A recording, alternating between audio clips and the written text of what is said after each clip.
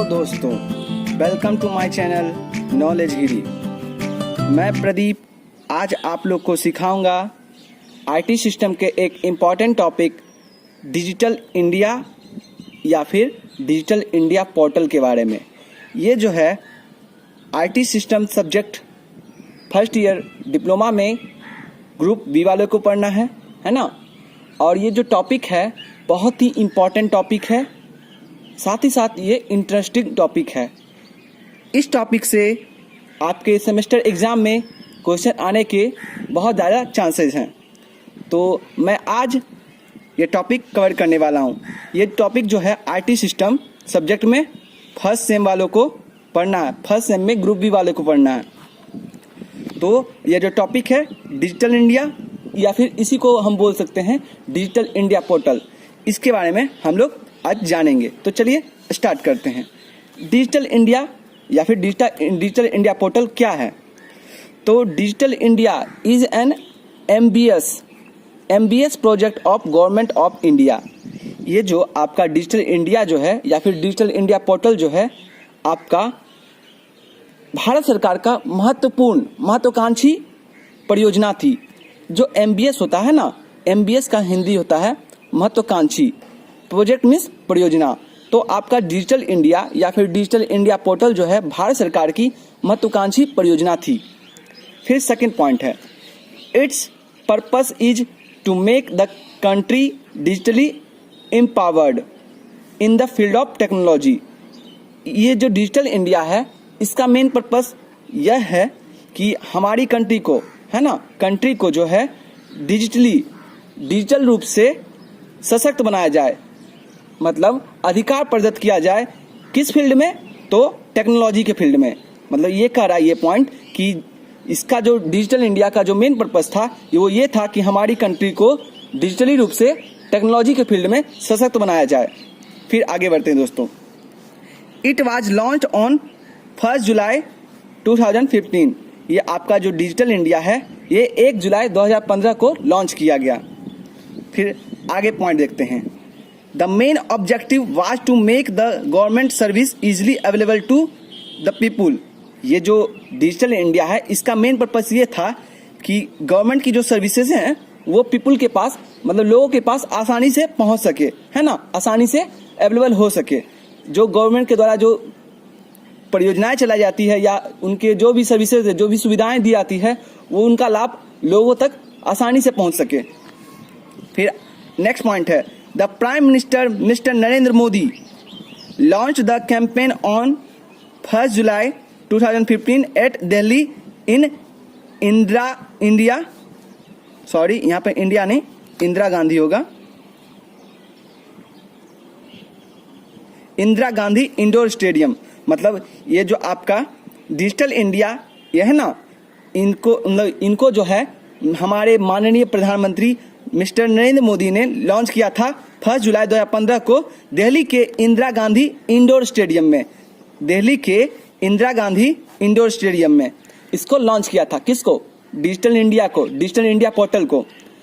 ये जो आपके यहाँ पर है ना, ये जो मैंने यहाँ पर बताया कि 1 जुलाई 2015 को माननीय प्रधानमंत्री नरेंद्र मोदी ने डिजिटल इंडिया को लॉन्च किया। और कहाँ पे लॉन्च किया? तो दिल्ली के इंदिरा गांधी इंडोर स्टेडियम में। ये यहाँ से आपका ऑब्जेक्टिव एग्जाम में आ सकता है। तो ये सारा जो पॉइंट था डिजिटल इंडिया का पॉइंट था।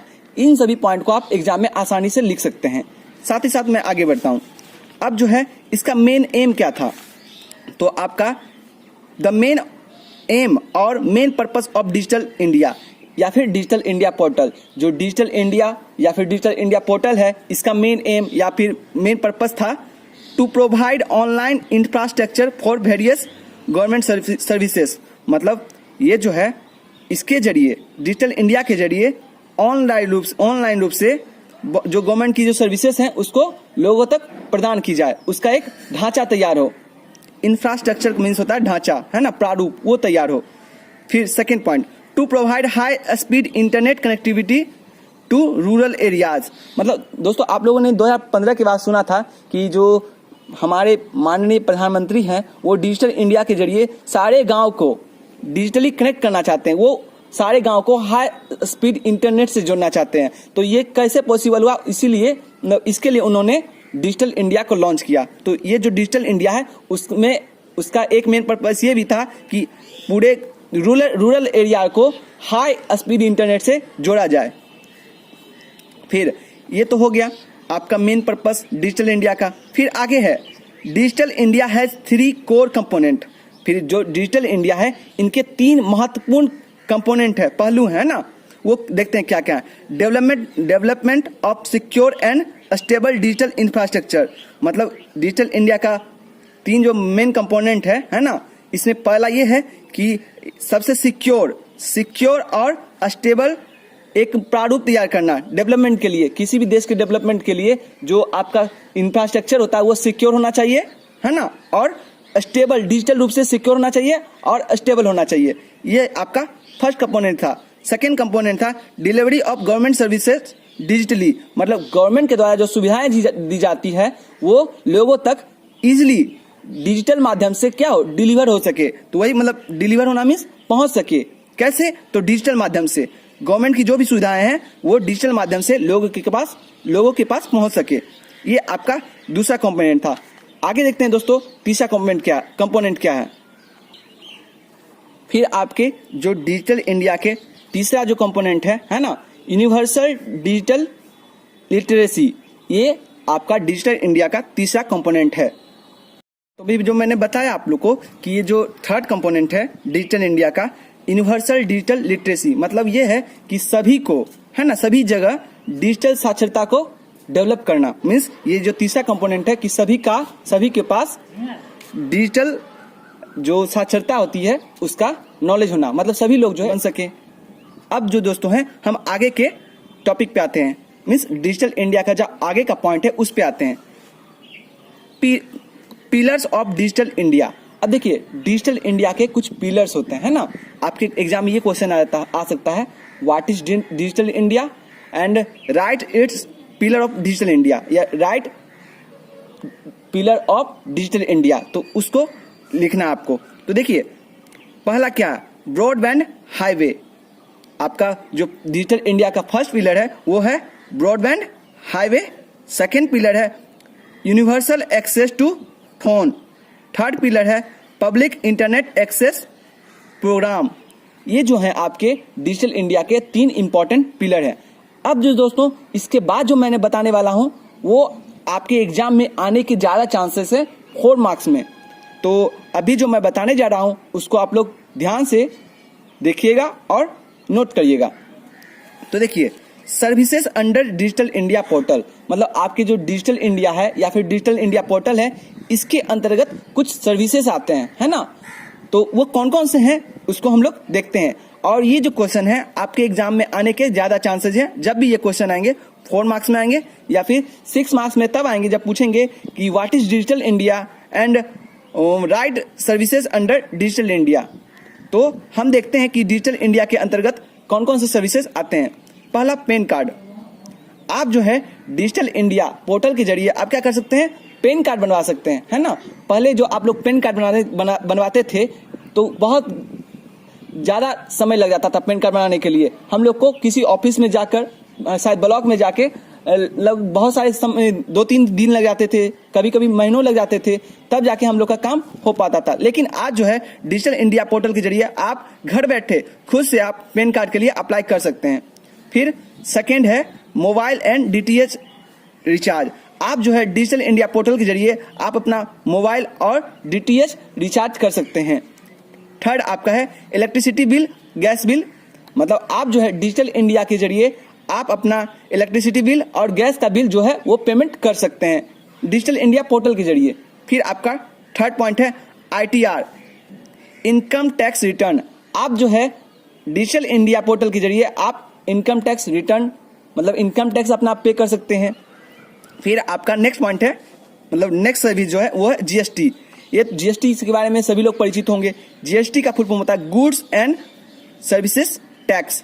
गुड्स एंड सर्विसेज टैक्स ये जो है ना 1 जुलाई 2017 को कब हुआ था, आया था इंडिया में, है ना।